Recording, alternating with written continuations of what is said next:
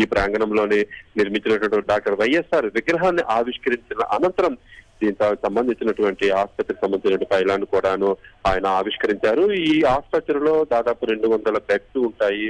Super speciality doctors 45 మంది వరకు ఉంటారు. గతంలో ఈ జిల్లాలోని కిడ్నీ రోగుల తాలూకు సంఖ్య విపరీతంగా ఉన్నప్పటికీ కూడాను ఒకరిద్దరికి నుంచి నెఫ్రాలజిస్ట్ ఉండేవారు కాదు, 4-5 నుంచి యూరాలజిస్ట్ ఉండేవారు కాదు.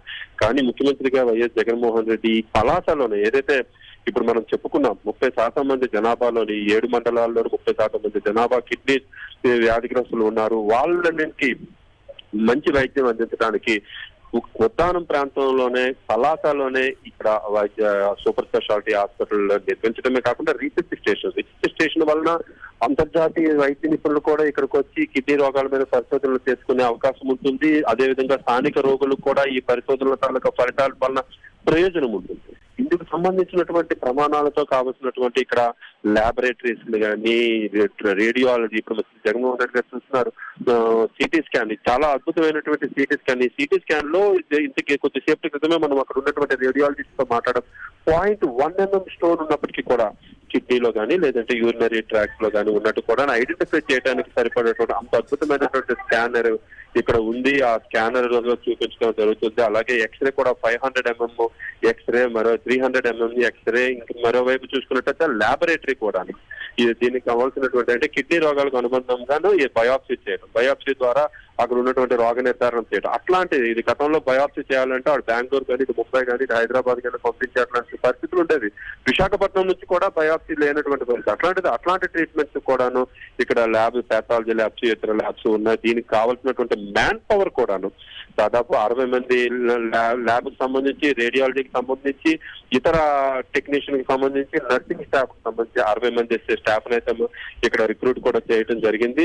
దానికి మళ్ళీ అడ్మినిస్ట్రేషన్ స్టాఫ్ కూడా ఒక 60 మంది వచ్చింది. ఈ మొత్తానికి చెప్పుకోవాలంటే భారతదేశంలో ఈ కిడ్నీ రీసెర్చ్ సెంటర్ అనేటువంటిది ఒక ఐకానిక్ సింబల్ అవబోతోంది. భారతదేశం మొత్తం కూడాను ఒక క్రిటికల్ కండిషన్ కిడ్నీ ఏదైతే రోగాలు ఉన్నాయో వాళ్ళు కూడా ఇక్కడికి వచ్చి వైద్యం చేసుకునేటువంటి స్థాయికి ఈ కిడ్నీ రీసెర్చ్ సెంటర్ ఎదగబోతుంది. అందుకు తగ్గ ప్రమాణాలతో దీన్ని నిర్మించారు. అందుకు కావాల్సిన ఎక్విప్మెంట్ కూడాను ఇక్కడ ఏర్పాటు చేసినటువంటి పరిస్థితి అయితే ఉంది. అట్లాంటి కిడ్నీ రీసెర్చ్ సెంటర్ ఈ రోజు జగన్మోహన్ రెడ్డి ముఖ్యమంత్రి అయిన తర్వాత తానే స్వయంగా ఇప్పుడు ఏదైతే రైల్వే గ్రౌండ్స్ ఉందో ఆ గ్రౌండ్స్ లోనే ఆయన శంకుస్థాపన చేశారు. ఇప్పుడు అదే గ్రౌండ్ లోనే ఆయన ప్రారంభించడం అనేటువంటిది ఒక చారిత్రాత్మకమైనటువంటి దినం.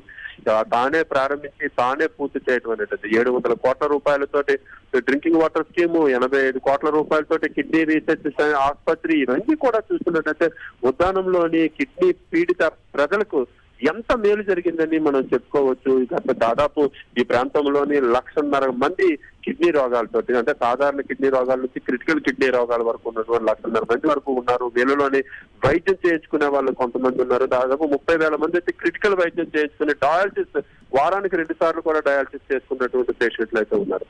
ఇట్లాంటి దుర్భర పరిస్థితుల్లో ఉన్నటువంటి ఈ ఉద్దానంకి ఈ రోజున ముఖ్యమంత్రి వైఎస్ జగన్మోహన్ రెడ్డి ఈ రోజున అద్భుతమైన ఆసుపత్రి, సూపర్ స్పెషాలిటీ ఆసుపత్రి, నెఫ్రాలజిస్ట్ కోసం విశాఖపట్నం పరుగులు తీయాల్సినటువంటి రోజులు ఆ రోజులు. కానీ ఈ రోజున 45 మంది వరకు నెఫ్రాలజిస్టులు, యూరాలజిస్టులు, అనుబంధ సంబంధించినటువంటి సూపర్ స్పెషలిస్ట్ డాక్టర్లు ఉన్నారంటే నిజంగా ఈ ప్రాంతానికి ఒక గొప్ప వరంగానే చెప్పుకోవచ్చు.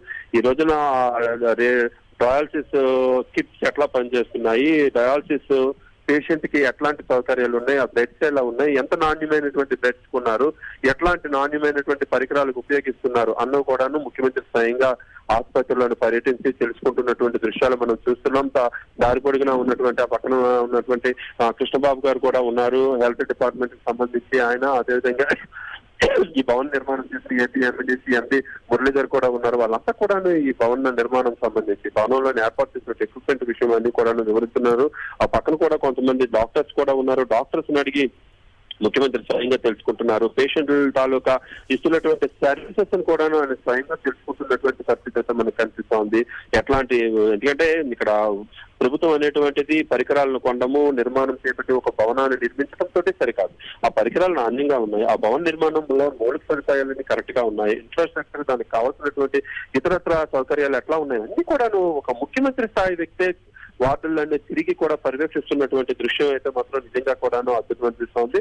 ఇది గతంలో ఎప్పుడు కూడా ఏ ముఖ్యమంత్రులు కూడాను శిలాఫలకం ఆవిష్కరించిన తర్వాత వెళ్ళిపోవటమే కానీ దాని తాలూకా రూట్ లెవెల్స్ తాను ఏదైతే ఎక్స్పెక్ట్ చేశారో తను ఈ ప్రాజెక్ట్ ని ఏదైతే ఒక రూపకల్పన చేసేటప్పుడు అక్కడ ఉన్నటువంటి సిబ్బందితోటి లేకపోతే నిపుణులతోటి ఇంజనీరింగ్ నిపుణులతోటి ఏదైతే మాట్లాడారో యాజ్ ఇట్ ఈజ్ గా అది గ్రౌండ్ అయ్యిందా లేదా అని చూడటాను అనేటువంటిది ముఖ్యమంత్రి స్వయంగా ఇప్పుడు చేస్తున్నటువంటి పని. ఆ రోజు జరిగినటువంటిది, ఆ రోజు ఏదైతే నాణ్యత ఇస్తామన్నారో ఆ నాణ్యతకు తగ్గటువంటిది, ఆ రోజున ఏది ఇస్తామన్నారో ఆ ఎక్విప్మెంట్, ఆ రోజు ఏదైతే వరల్డ్ #1 ప్రోడక్ట్ అయినటువంటి రేడియాలజీ లేకపోతే ఇతర ల్యాబ్ ఎక్విప్మెంట్స్ ఉండాలి అవన్నీ కూడా ఉన్నాయా లేదని చెప్తున్నారు.